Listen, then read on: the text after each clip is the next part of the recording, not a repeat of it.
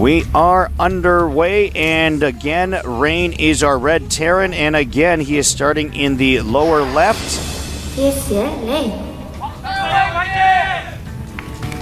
And once again, OGS Ensnare is blue, and once again, he is starting in the upper right corner. OGS Ensnare. I don't know, when she says that, can you actually understand what she's saying if you didn't know his name? That's a good question. I was just thinking Ensnare. I couldn't hear the R exactly. Ensnare. All right, they are opposite each other. Supply depot starting. Both of them at almost the exact positions relative to their command center and Vespian Geyser. Again, we're in for a little bit of wait during the early game here, while pretty much exactly standard stuff is going to happen. Kind of reminiscent of StarCraft I T vs. T, with hopefully a bonus in the mid-game of exciting action. Thank you, Blizzard. We shall see. And Refinery underway for Ensnare, also for Rain, so both players continuing so far to be going down the exact same path in their build orders. Rain is going to scout a little bit earlier, as he is almost at the base of Ensnare. He is, and it looks like Ensnare again is deciding, hey, you know what, I don't need to scout that early. And these are kind of little things you can do. One extra SCV mining for, let's estimate 60 seconds. That's just that much more minerals he's gathered, at the cost of later knowledge of his opponent's ongoings. Taking a look at Rain's base, and as the Marine comes out, that is going to be enough to force Rain to clear his SCV away.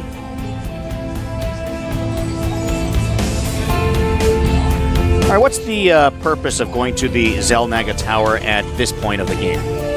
Well, he's just going to try to collect info about the scouting path there, and you know, and now he sees SCV coming along. But it's really something we didn't have back in StarCraft I. It just gives you that much more capability to scout in the early game, which was something that was quite difficult in a lot of the matchups when you lose your scouting, SCV, probe, drone, whatever after 12 or 14 supply. But what I'm really interested in is this fast Reaper. As soon as as soon as Rain's SCV had left Ensnare's base, he instantly made the tech lab, and he's choosing this Reaper harass. And, I don't think Rain's expecting that at all. And here is that Reaper on its way over to Rain's base.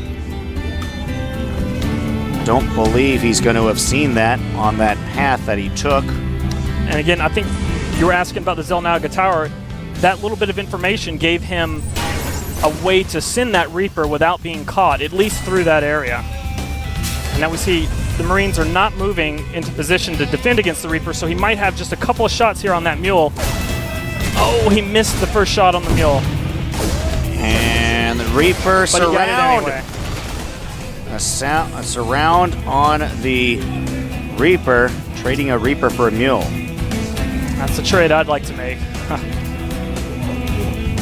See a hidden starport down there in the bottom right. Not sure if the TV has shown you guys that yet. Well, we can see it on the mini-map, but haven't had a clear look at it just yet. You can see it in the bottom right, as you mentioned.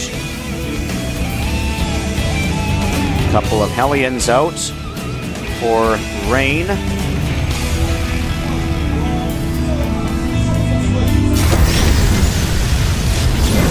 SCV is taken out at the tower. Well, hopefully we'll get a peek at that bottom right. Is there a second building there? Oh, okay, sorry. He's just adding on his tech lab. I think we're about to, clip Banshees. Excellent choice.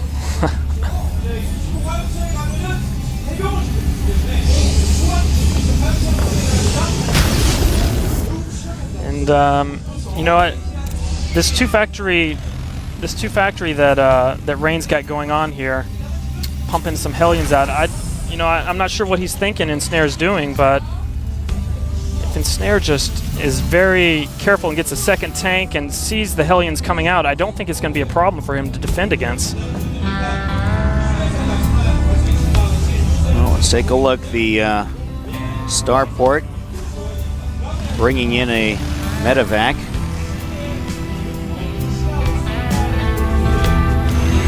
Four Hellions out there scouting, patrolling. Okay. Rain's SCV just saw the Marines and tank on his ramp. It looks like he's waiting for the blue flame, and I think he's going to try to just pop the Marines and probably go into the probe line, the SCV line. I'll have to see if he actually is that courageous or not.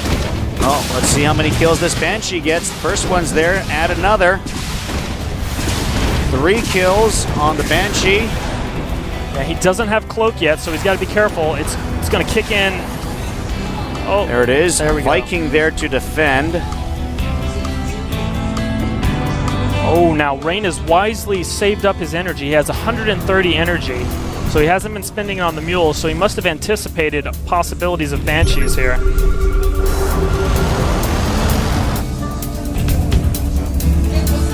Meanwhile, the Banshee going all the way over to the upper left, making sure that it's safe.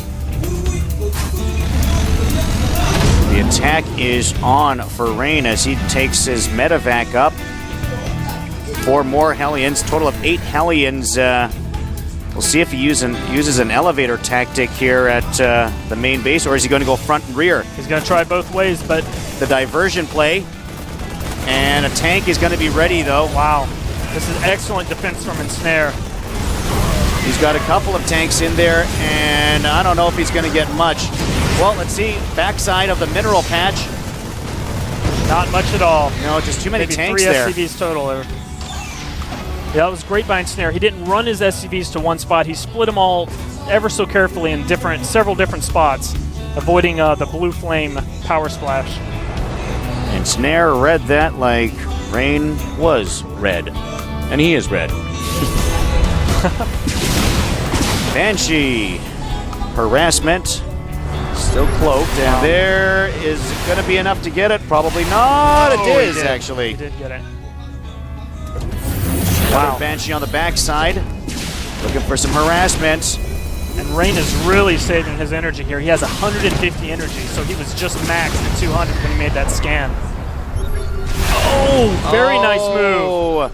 The fake outs. Wow. But still gets him anyways. Forces him to use 2 scans rather than 1 to kill off that Banshee.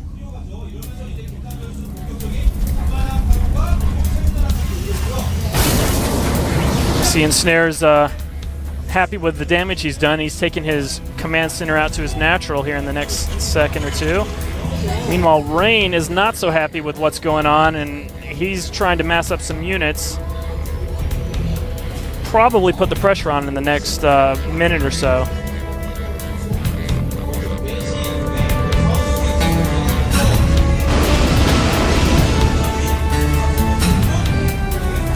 Dropping off. Marauder. Still should have 2 more.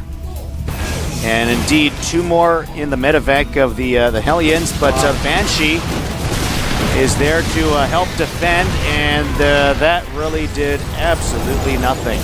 Yeah, it's Rain's trying, but Ensnare's got every part of his base wired with protection here, whether it be a Marine, a turret, a tank.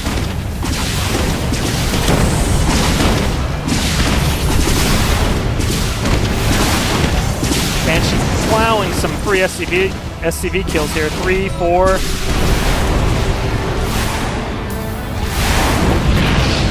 Finally gets it. And here is a mass up of units for Rain. Yeah, now we see a lot of tanks from Rain compared to Ensnare. And one thing to note is Ensnare's tanks they're not sharing enough. One's a little bit further back than the other. And in StarCraft I, this was huge. Terran pros all the time would do the sneak up, siege, pop your tank, unsiege, move up, and rinse and repeat. It was a great tactic. I hope we're about to see that here from Rain. Well, Ensnare's had pretty good defense so far in this game. Let's see if he can hold up this time, as this might be the most important one so far. Yeah, wow, he was content just to kill the units now and siege up on the CC. I gotta say, that looks like it was a good choice. He's got good position. He actually forces Ensnare to lift up his command center. Banshee harassment continues at the base of Rain. And Rain is content with the damage he did and actually is sending his units back. Yeah, wow. 15, 14 kills there on that Banshee. Rain's gotta stop losing all these units.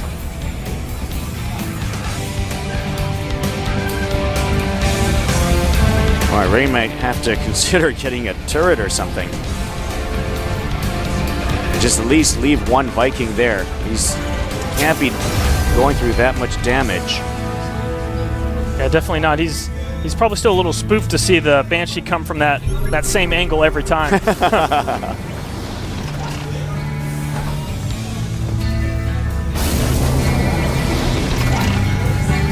Oh, now this is good. Sieging from the low ground. Another StarCraft I strategy rinsed and reused in StarCraft II. And a few units heading out for Ensnare, using the Viking as a spotter. And a smart play. Oh boy. Oh wow, that Viking. Rain doing some damage here. Might get the starport and is forced to lift it. And Ensnare with some ground units going to be able to do some harassment here at the natural expansion of Rain. Command center, boy, if he gets this, I don't know if he will. I can't see him get it. Yeah, boy, I'd be surprised if he did, but if he were to. But I like his idea there. You know, he's kind of taking some heavy damage here from the low ground tanks, but at the same time he finds a way to still harass his opponent and do damage to his economy. Wow, nice tank range.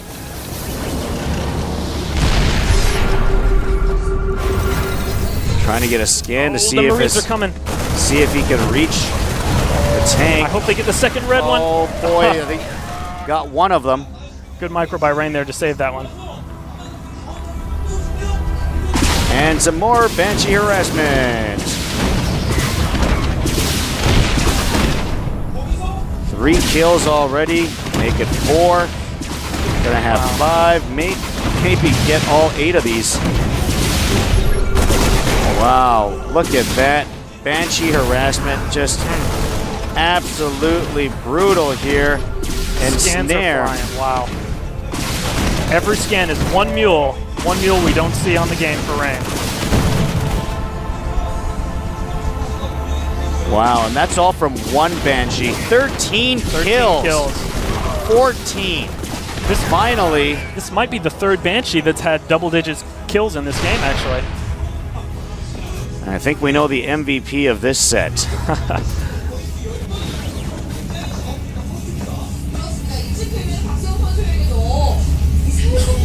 Wow, very impressed with that Banshee. And you know what? I mean, the thing that's if Rain, instead of going to attack the natural expansion of Ensnare, if he just knew where that starport was in the bottom right corner, he wouldn't have to deal with this thorn in his side. Boy, I mean, scouting so important in this game. Instead of leaving the entire map black, I mean, just go out there every now and then with one unit and take a peek at where's that thing coming from. Yeah. Fool me once, fool me twice, right? This is the third or fourth time, and you know, that's something we saw Ensnare do in the first match, check the corner. So maybe it's just something that Rain will hopefully take away after this match. Learn as you play, I guess.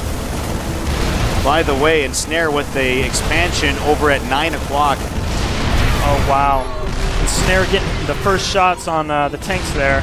Just ever so slightly out of range, out of sight range, but not out of attack range. And here we go with another Banshee. 4 kills, 5 and counting. Let's see if he can reach double digits too. Huh. Close enough.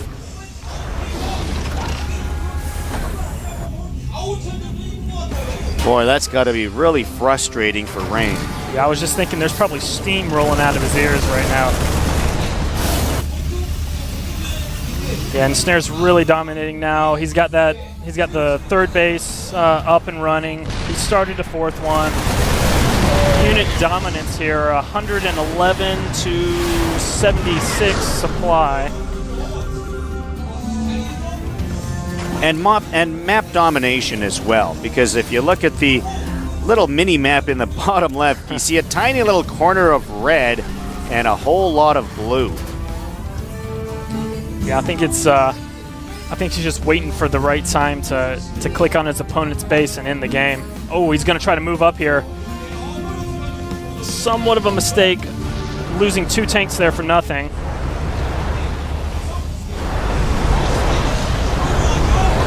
But we got to give it to Rain there for having the sense the comsat. But again, using that comsat up is going to take away from his economy that's already hurting from, again, another Banshee. 8 kills. Wow. 8 kills for the Banshee. Oh boy, I think collective kills from Banshees in this game has got to be well over 40. You're talking about that hidden starport in the bottom right. What a play that has turned out to be for Ensnare.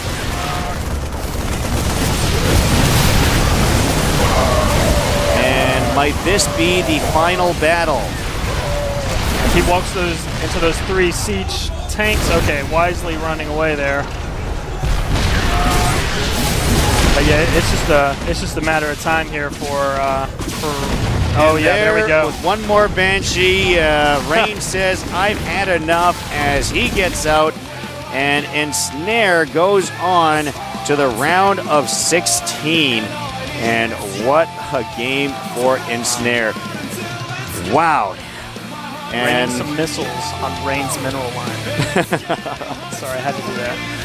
Boy, you've got to think Rain has got to be absolutely exhausted after a game like that. Not only did he lose, but just to be having the same tactic of harassment coming at you for the good part of about 15 minutes. You have one unit that just keeps coming in. I mean, if I was to go back to StarCraft I, I would think of another Reaver drop that takes out 10 of my drones or 10 of my SCVs or something like that. I mean, it just gets so tiresome to see the same thing happen to you over and over and over again, and you're never really able to do anything about it. It just really beats you down, and I've got to think that Rain probably feels like he's just been rained on. I mean, it's a gloomy day for him right now after this one. The puns are rolling. Yeah, they are. Well, anyways, that is going to wrap up our second match here. Of course, we're going to have an interview with Ensnare in a moment. If you have your questions, remember you can go to our forum